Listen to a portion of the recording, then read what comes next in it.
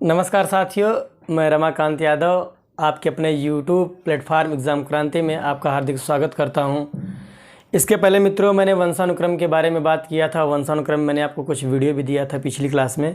आज वहीं से फिर से हम आगे बढ़ते हैं। वहाँ वंशानुक्रम की टॉपिक पूरा ख़त्म नहीं हुई थी। तो हम वंशानुक्रम की कुछ परिभाषाएँ दिए थे। वंशानुक्रम का प्रभाव कैसे पड़ता है वो भी बताए थे, किस किस पे पड़ता है वो भी बताए थे। थोड़ा सा आगे बढ़ते हैं। आज यहाँ हम दोनों बीमारी, कुछ वंशानुक्रम बीमारियाँ पढ़ेंगे। फिर इसके बाद वंशानुक्रम के नियम जो दिए हैं, नियम किसने कौन सा नियम दिया और अपने नियम में क्या बताया है उसके बारे में पढ़ेंगे। ध्यान दीजिएगा, इसमें दो बीमारियां हैं मित्रों, एक वर्णांता और एक हीमोफीलिया, और ये दोनों वंशानुक्रम बीमारी है। वर्णांता बीमारी जो है इसे आप कलर ब्लाइंडनेस के नाम से जानते हैं। आप अपने गांव में सुने भी होंगे कि उनका जो मेडिकल हुआ आर्मी में, या फिर साइको हुआ रेलवे विभाग में, या पायलट विभाग में, जो भी हुआ उसे कलर ब्लाइंडनेस की वजह से उसे छांट दिया गया। अच्छा, ये कलर ब्लाइंडनेस एक वंशानुक्रम बीमारी है। ये कैसी बीमारी है? वंशानुक्रम बीमारी, याद रखिएगा। और इस बीमारी में मनुष्य अर्थात व्यक्ति जो है लाल और हरा रंग में विभेद नहीं कर पाता है, अंतर नहीं कर पाता उसमें कि लाल कौन सा है और हरा कौन सा है। इसमें उस आदमी को कन्फ्यूजन होता है, इसलिए इन्हें रेल, जहाज़ या फिर आर्मी विभाग में नहीं रखा जाता है। अच्छा, मान लीजिए रेल का ड्राइवर बना दिया गया। ये जब रेल के ड्राइवर बना दिए जाएंगे तो ये लाल और हरा में जो है अंतर नहीं कर पाएंगे, तो ट्रेन को कहाँ रोकना है, कहाँ चलाना है, इससे प्रॉब्लम होंगी, इसलिए इनको छांट दिया जाता है। और ये बीमारी मित्र जो है वर्णांता बीमारी, वंशानुक्रम बीमारी। आइए हम पहली बीमारी, पहले वर्णांता को पढ़ लेते हैं, फिर इसके बाद हीमोफीलिया को पढ़ेंगे।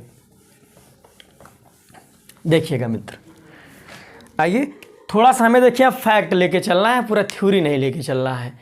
ध्यान दीजिएगा, अपने मन से थोड़ा नोट्स आप बना लीजिएगा।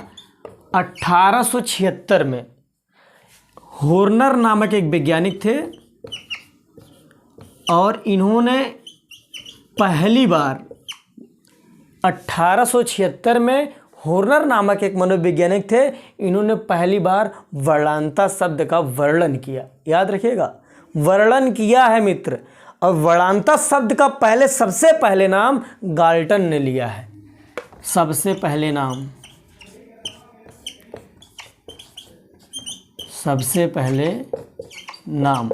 किसने लिया?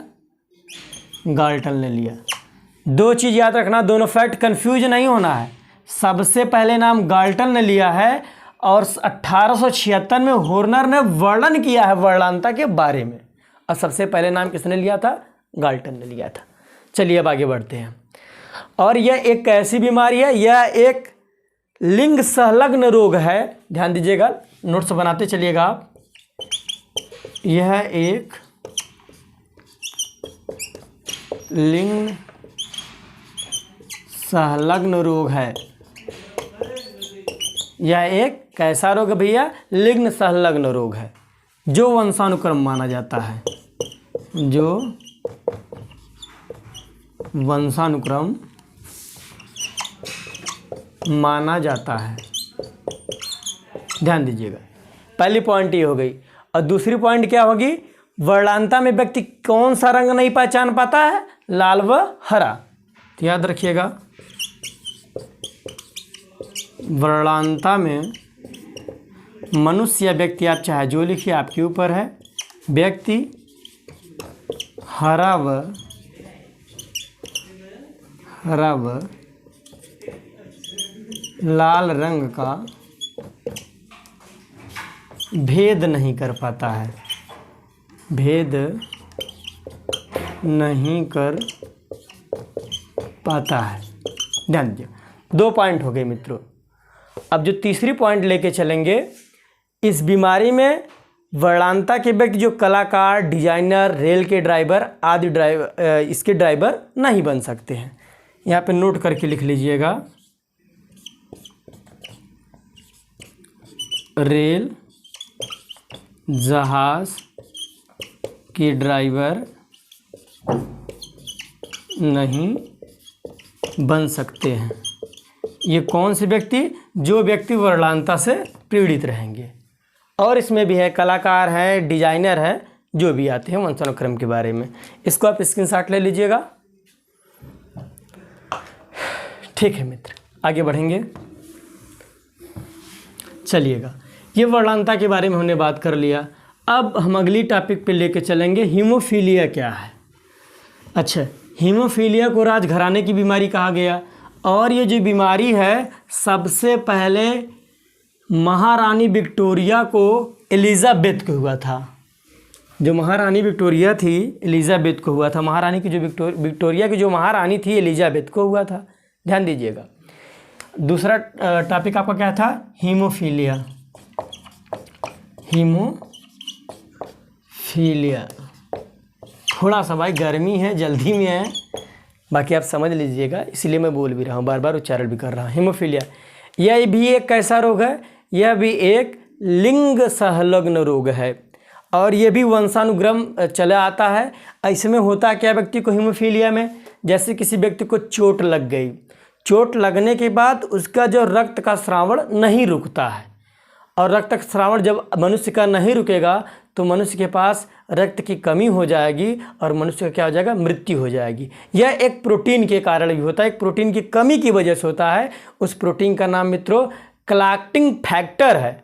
आपको वर्णांता सभी लोग पढ़ा दिए होंगे, हीमोफीलिया पढ़ा दिए होंगे, लेकिन ये नहीं बताएंगे हीमोफीलिया जो हुआ है, बता देंगे कि वंशानुक्रम रोग है और ये प्रोटीन के कारण होता है। लेकिन किस प्रोटीन के कारण मित्रों, इसको आप याद रखिएगा, क्लॉटिंग फैक्टर प्रोटीन है। अच्छा, वर्णांता को मैंने जो पढ़ा है, वर्णांता भी प्रोटीन की कमी के ही कारण होता है। चलिएगा, आइएगा, इसमें लिखिएगा, यह एक लिंग संलग्न रोग है। नंबर 1, यह एक लिंग संलग्न रोग है। यह एक लिंग संलग्न रोग है। फिर दूसरा, इस बीमारी में व्यक्ति को चोट लग जाए या फिर एक्सीडेंट हो जाए किसी भी तरह से, या फिर कट पिट जाए, व्यक्ति को चोट लगने पर रक्त का स्रावण नहीं रुकता है। ये हो गया। फिर इसी में तीसरी पॉइंट कर लीजिएगा, यह कौन सी प्रोटीन याद रखिएगा? क्लॉटिंग फैक्टर लिख दे रहे हैं। यह क्लॉटिंग फैक्टर विटामिन की कमी के कारण होता है। स्क्रीनशॉट आप ले लीजिएगा जल्दी से। चलिएगा, ठीक, स्क्रीनशॉट ले लीजिए, थोड़ा सा गर्मी है।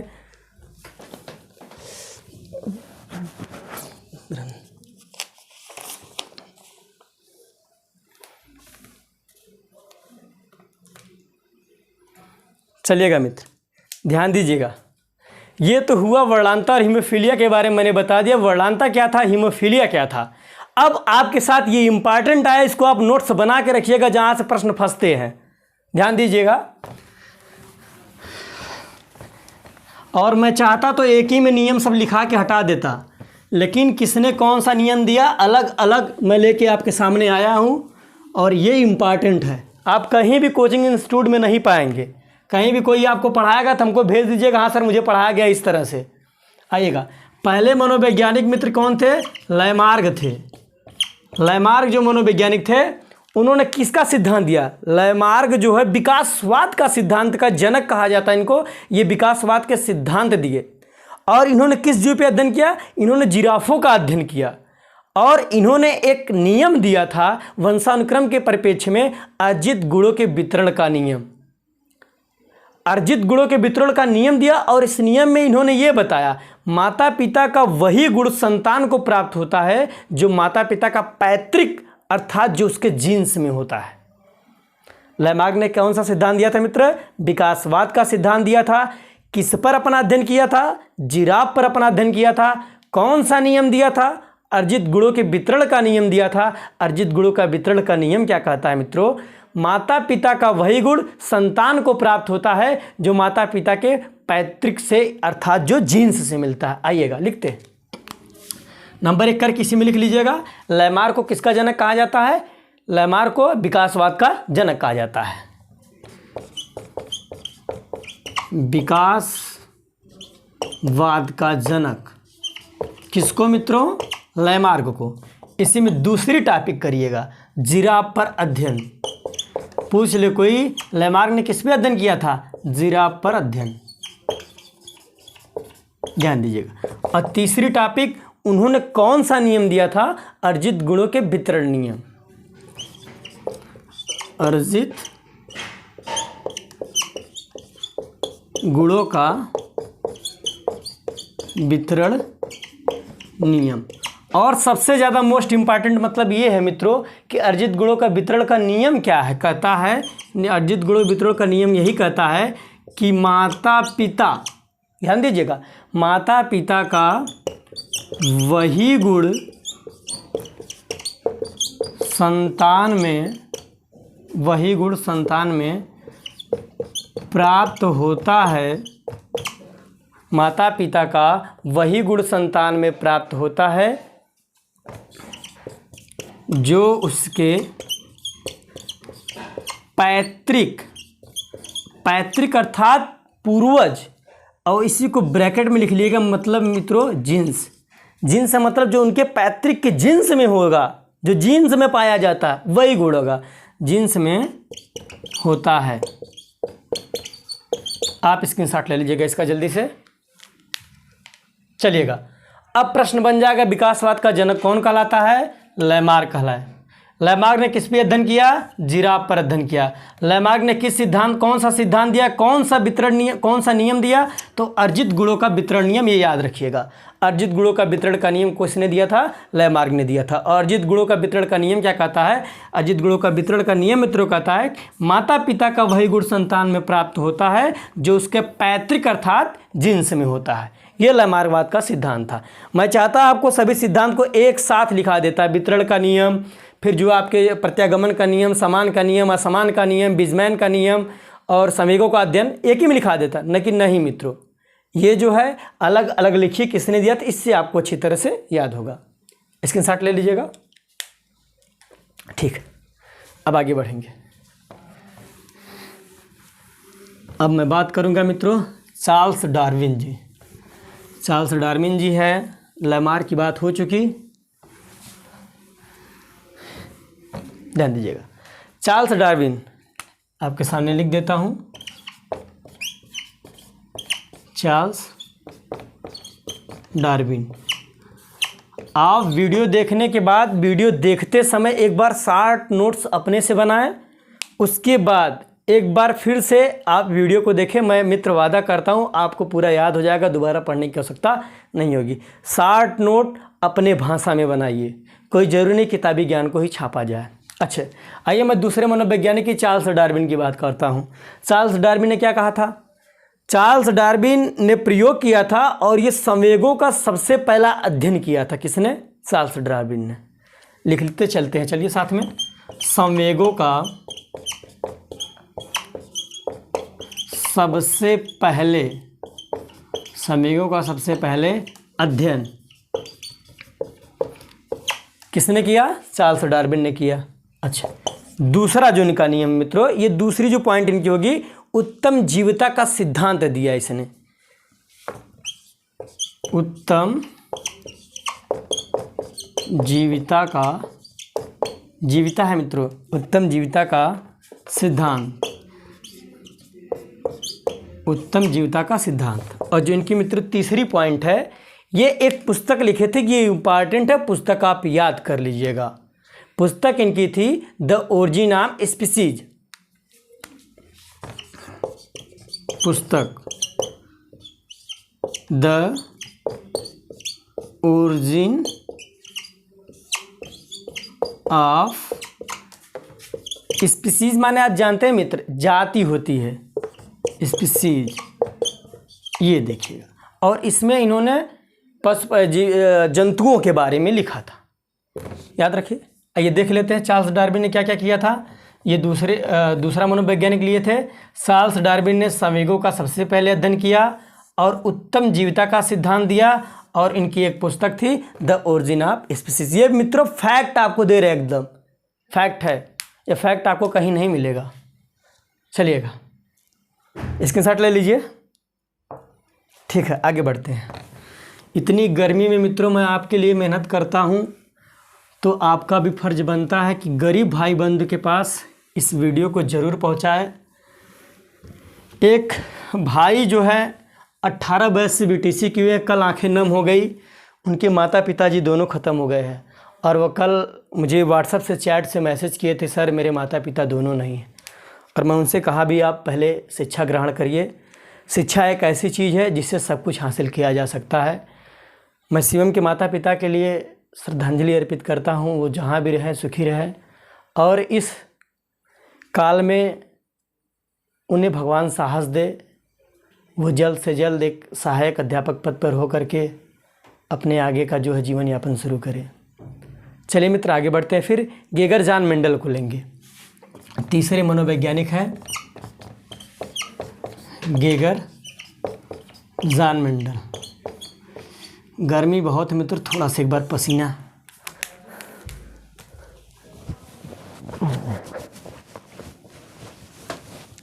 आइए मित्रों गेगर जान मेंडल की बात करते हैं। गेगर जान मेंडल ने गेगर जान मेंडल ने किस पे अध्ययन किया था, सबसे पहले ये तो प्रश्न फंसेगा।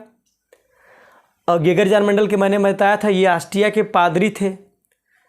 मटर पे किए थे, मटर का मैंने उद्यान के मटर पे किए थे। पाइसम उनका नाम भी मैंने बताया था आपको, जो मनोवैज्ञानिक नाम था। ये 2 पर अध्ययन किए थे। आप कंफ्यूज मत होइएगा, इनका अध्ययन चूहा पर और मटर पर दोनों था। उद्यान मटर कहीं कहीं लिखा रहता, कहीं कहीं मटर रहता। तो एक प्रश्न ये हो गया, गेगर जान मेंडल किस पर अपना प्रयोग किए थे, चूहा और मटर पर किए थे। चलिएगा अब इनके अंदर पढ़ते हैं। अनुवांशिकी के जनक, अनुवांशिकी को वंशानुक्रम भी कहते हैं, मैंने आपको बताया था। आइएगा पहले दीजिएगा अनुवांशिकी के जनक, अनुवांशिकी के जनक। चलिए अनुवांशिकी के जनक कौन है, गेगर जान मेंडल है। और दूसरा नियम जो उनका है, इन्होंने वंशानुक्रम के 3 नियम दिए थे। तीनों नियम को हम देखते हैं। आइएगा वंशानुक्रम के नियम। अच्छा, इन्हें वंशानुक्रम के नियम का जनक भी कहा जाता है, तो ऐसे करिएगा वंशानुक्रम के जनक, और अगली पॉइंट करके लिख लीजिएगा वंशानुक्रम का नियम।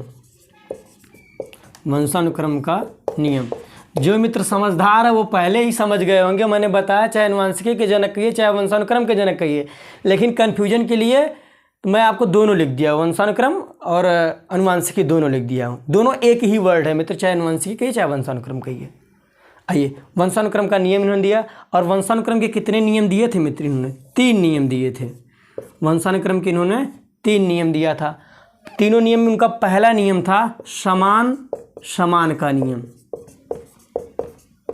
अच्छा, अब समान समान का नियम क्या कहता है, जब उन्हें 2 चूहों को आपस में कराया या फिर 2 मटर को आपस में लेकर के उनमें हाइब्रिडेशन कराया, तो कराने पे समान, जब समान मटरों को समान समान मटर लिए तो कभी समान का निकल गया, तो ये समान समान का नियम कहलाया। और दूसरा असमान से असमान, असमान से असमान। और तीसरा जो नियम था मित्रों प्रत्यागमन का नियम, प्रत्यागमन का नियम। अच्छा, प्रत्यागमन का नियम जो था, क्या ये नियम था, ध्यान दीजिएगा इस पर। आप समान समान समझ गए, असमान असमान समझ गए। अब प्रत्यागमन का देखिएगा ध्यान से। प्रत्यागमन का सिद्धांत इन्होंने दिया था, नियम जो दिया। अब प्रत्यागमन मीन्स होता है क्या मित्रों, उल्टा। प्रत्यागमन मीन्स होता है उल्टा। ध्यान दीजिएगा, वर्ड मैं बोल दिया, नहीं दिख रहा हूँ आपको, उल्टा। तो उल्टा का मतलब क्या होगा, कभी कभी माता पिता के विपरीत संतान पैदा हो जाते हैं। अर्थात माता भी बुद्धिमान पिता भी बुद्धिमान, माता भी गोरी पिता भी गोरे, माता भी लंबी और पिता भी लंबे। लेकिन कभी कभी प्राय देखने को क्या मिलता है कि बच्चा जो छोटा पैदा हो गया, काला पैदा हो गया, और जो है मंद बुद्धि का बालक हो गया। इसे प्रत्यागमन का नियम कहेंगे कि कभी कभी माता पिता के विपरीत संतान पैदा होने की क्रिया क्या कहलाती है? प्रत्यागमन का नियम या प्रत्यागमन का सिद्धांत कहलाता है। चलिएगा, इसको स्क्रीनशॉट ले लीजिएगा। अच्छा, स्क्रीनशॉट लेने के बाद उसी प्रत्यागमन के नीचे आप लिख लीजिएगा, नोट करके, नोट करके लिखिएगा प्रत्यागमन, लिख लीजिए, नहीं आप भूल जाएंगे। प्रत्यागमन का नियम क्या? प्रत्यागमन मीन्स होता है उल्टा। इसमें लिखिएगा कभी कभी माता पिता के विपरीत, कभी कभी माता पिता के विपरीत संतान पैदा होती है। चलिए स्क्रीनशॉट ले लीजिए, इसको नीचे बना के नोट से लिख लीजिएगा। चलिए मित्रों आगे बढ़ते हैं। चलिए, ये इस तरह से तीसरे मनोवैज्ञानिक गेगर जान मेंडल थे।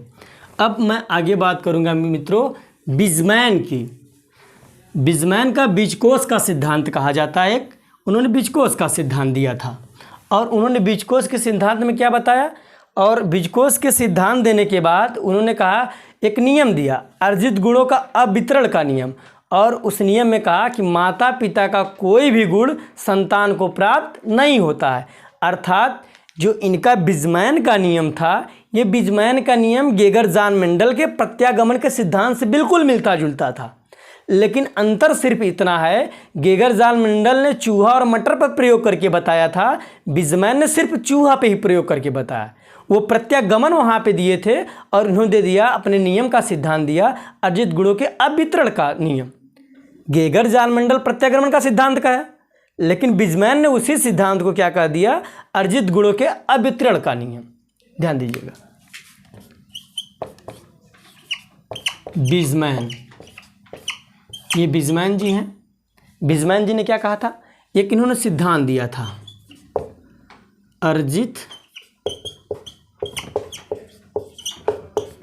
गुणों के अवितरण, याद रखिएगा, वितरण मत कर दीजिएगा।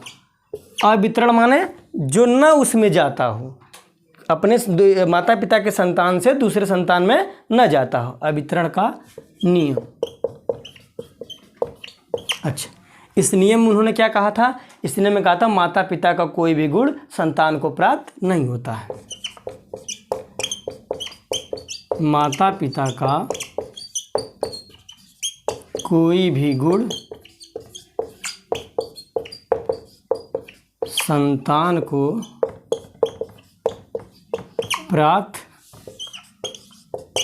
नहीं होता है। चलिएगा मित्र, जल्दी से इसका स्क्रीनशॉट लीजिएगा।